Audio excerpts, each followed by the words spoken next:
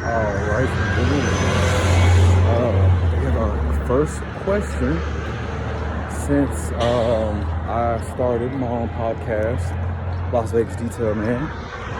And here we go, folks.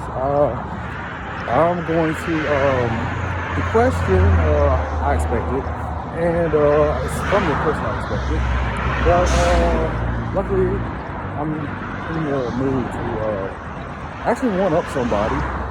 So first question was, what's that on your lip? And it's actually a scar that as much as I wanted it to go away, I don't think it is at this point. I got jumped about 2 years ago by some young niggas. I was dating 2 black girls at the same time. I was talking to one girl, Kalea. Well, maybe I'll leave the names out. Well, actually, it doesn't matter. I don't know. But she's a 43-year-old mother of 8. And she was a phone sex operator. And, she liked to kick it. Be cool out, let's say. And then I had this other chick that she's a 40-year-old. And didn't have any kids. And she was a stay-at-home travel agent. And half of shit today, so I stayed with her like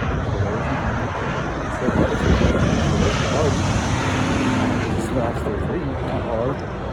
But anyways, Kalea, she had some older kids. Like her oldest was like 25, and then she had a 25-year-old son, a 21-year-old daughter, a 16-year-old, a 15-year-old, something. I don't know, but so the 2 at the same time. It wasn't intentional. I didn't arrange it.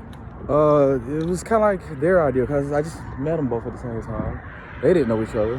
But I don't know. They was just with shit. But then, it's, I don't know. Everybody had one foot out the door, kind of. Because even Kristen, she was engaged to a nigga in Nicaragua.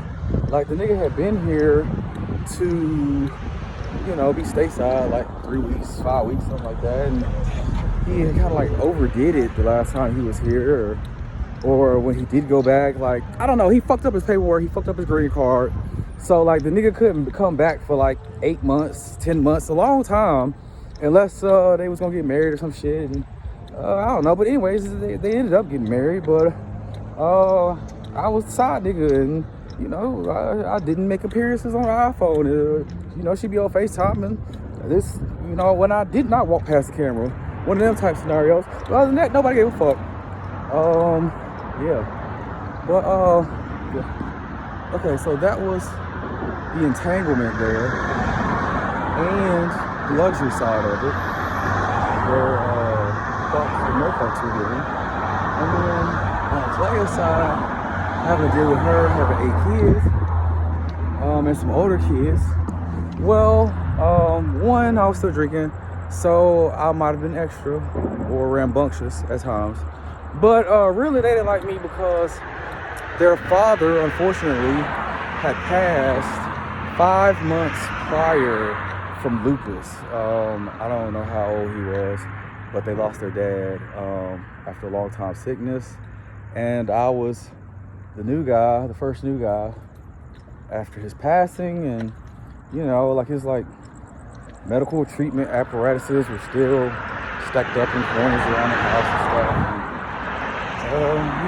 stuff. It was typical. It was just typical life. Like, people either really like me or they really don't, and them kids really didn't like me. So them niggas pulled a kick though in their own mama house. We was cooling on like a Thursday, Friday, sitting upstairs watching Boondocks, and I'm like, hold up, because she got 8 kids, so she always yelling out the window. She always yelling out the window like, don't cross the street, put that rock down, like, because the youngest was either 6 or 4. Like, the youngest were the 3 girls, and she, oh my goodness, yeah, the smallest daughter, she a real dark chocolate, and I don't know what she did, but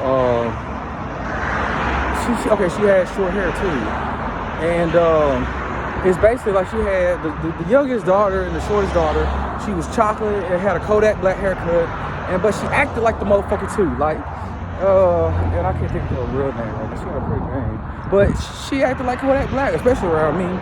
And she loved to start some shit. So that was the baby out of all of them. And then, you know, imagine going up each 2 years or whatever. And so, yeah, when eventually they got fed up, or enough was enough. I guess it was maybe like, we've been hanging out like 7 or 8 weeks or something like that. Like, it wasn't like it was like my first time at the house or some shit. Like, and ironically, the night that this all happened, I was sober, completely sober. Might have saved my life, but it was like one of the early weekends of me trying to make a transition, because like I guess maybe like 2 weekends before, the weekend before, we had went to and stayed at a hotel on Fremont Experience, like right in the heart of downtown, and I had like went all out and probably had like, you know, 2 bottles of Paul each day, and you know, demanding street tacos and loose as hell to Las Vegas fashion.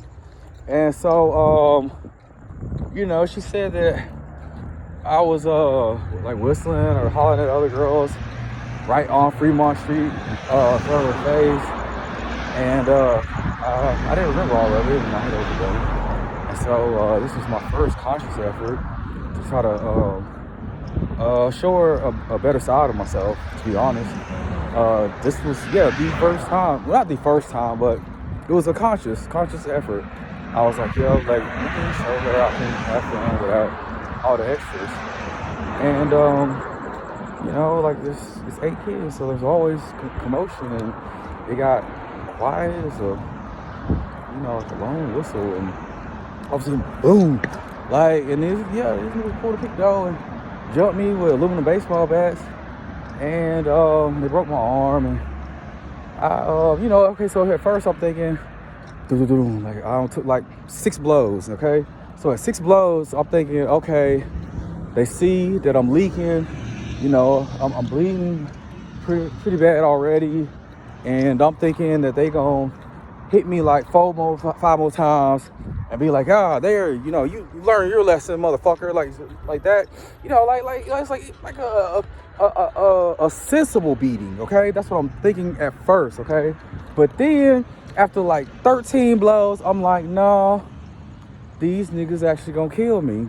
So then fight or flight kicked in, and I started from a crawl and boom, bust through the door like the Kool-Aid Man, rolled down the steps, had to run 2 blocks down the street. They had already broke my glasses, stole my Motorola phone. But me, being the ratchet nigga or whatever kind of nigga I am, I had the fucking flip phone in my pocket. And I took the flip phone out, and I was hiding under the bushes 2 blocks down. And I popped open the flip phone, and I was like, I'm at North Commercial Center Drive, And the cops came like 9 minutes later. And it was a sad kind of event, realistically, because I probably got over it. Like, I might have been mad, but it's all perspective, okay? Because after they bandaged my head, I might have dozed off finally. I wake up and I'm like, why is there a cop still sitting at the edge of my bed? And I'm thinking, I was like, I don't know. But then I was like, well, I realized both of my wrists are free. I'm not shackled to the bed. And I don't, you know, I'm not thinking I had committed a crime necessarily, but I'm a nigga. Like, you know, I've woken up in the hospital in opposite situations where I was handcuffed to the bed, okay? Like when they Baker acted me in South Florida after I crashed my moped on Thanksgiving. It might have been Thanksgiving Day 2017 or 2016, probably 16. I drank a bottle of gin for breakfast. Me, even after being an alcoholic already for 13, 14 years at that point, I had never tried gin. Yeah. This was really my first time drinking gin, and I had tried it, but I knew it tasted bad. I knew I hated it, but I don't know. That's all I had that day. So I drank that shit out of Clint's his little wet bar at the house, and I was calling myself finna go home and watch the game and stuff, and I wrecked my gas scooter, my Kimco Super 8, and it was laying on top of me, and I was already so drunk by like 12:45 in the afternoon. I couldn't muster enough to get the weight off of me.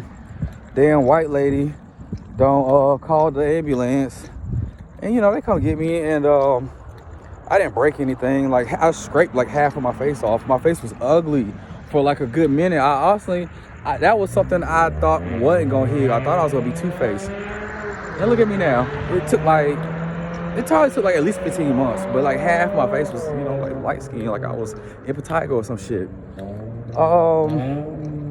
Yeah, and then that was the first time that I had gone to the hospital, and I told them, I was like, okay, I feel better now, I'm good, I'm ready to go. They were telling me I couldn't go. I'm like, what the fuck you mean? I was like, I ain't never been to a hospital, or I can't leave when I'm ready. I know my face fucked up and shit, but I'm not drunk anymore, and I'm not under the scooter like nigga. I'm trying to go home, And I flipped the fuck out, because like, I don't know, they said Crystal was in the hallway, but like, I was like, they weren't getting her fast enough, and they wouldn't let me up, or they had shackled me to the fucking bed. So, and if you don't know what the Baker Act is, it's, I don't know if they still have it in Florida, but I think they enacted it in either 2005 or 2015. And it's, they keep you under custody for like 36 hours, claiming to be protecting you from yourself or whatever. And so I had to suck it up and, play along. And it really wasn't no issue to begin with, but I didn't want them telling me what the fuck, like, I couldn't do. And I was like, I'm not fucking loaded. I'm not pushing the baby stroller, my motherfucking Black Label Jack Daniels right now. I was like, the buzz wore off, motherfuckers, I'm ready to go. But they was like, nah, we need you to stay. We gotta be on observation. So it didn't kill me, and I made it through my little, I think it wasn't even 36 hours. It might have been 2 days. But that was another real life lesson. And how did this all tie in? Yeah, so during this incident, so I'm talking about the officer sitting at the foot of the bed. He was there, because I'm thinking, he could be with me if I'm not shackled. He was there, I just asked him what's going on. He was like, well, they told me to stay here. Because for an hour and a half, we didn't know what to charge them with, because we didn't know if we were going to live or die. And I was like, and perspective again. So as Adrian Craig had, literally, the Las Vegas detail man, in which streets? These Las Vegas streets. This is the farewell tour, because I've been here 5 years. I gotta move on to something better. So y'all keep that in mind too. But the name, I think it's gonna stick, because I'm gonna try to do a lot of remote work, and I think a lot of my clients will come from this region. So we'll be back.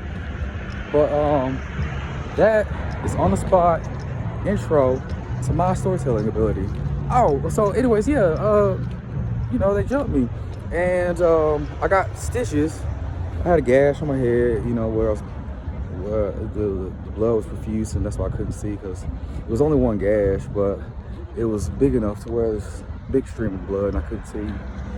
And they stitched that up, but my arm was broken, so they had to cast my arm. But they forgot to stitch my lip. It looked bad at the time, but I just assumed it would heal better. And that's as good as it got. So I have to take it as a mark of distinction at this point, and it's another pirate scar. Who's man?